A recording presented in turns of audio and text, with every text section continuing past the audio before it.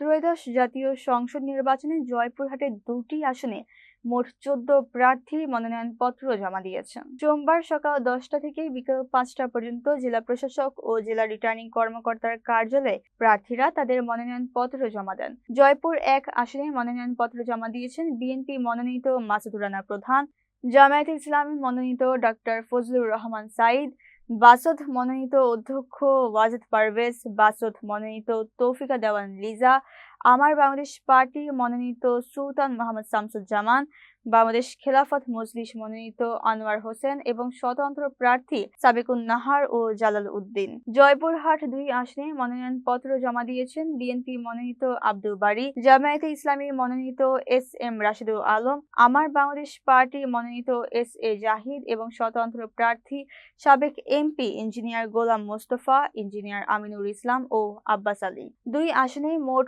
18 প্রার্থী মনোনয়নপত্র সংগ্রহ করেছিলেন। জেলায় মোট ভোটার সংখ্যা 8,17,846 জন, যার মধ্যে পুরুষ ভোটার 4,06,160 জন এবং মহিলা ভোটার 4,11,676 জন। এছাড়া হিজড়া ভোটার রয়েছেন 10 জন।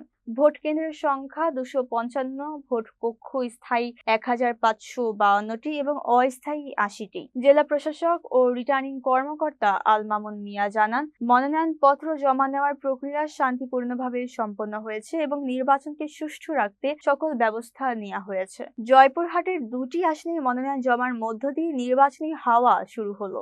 2 আসনে মোট 14 প্রার্থী প্রতিদ্বন্দ্বিতা করবেন। জেলা প্রশাসন নির্বাচনকে শান্তিপূর্ণ ও সুষ্ঠু রাখতে সব ধরনের প্রস্তুতি সম্পন্ন করেছে।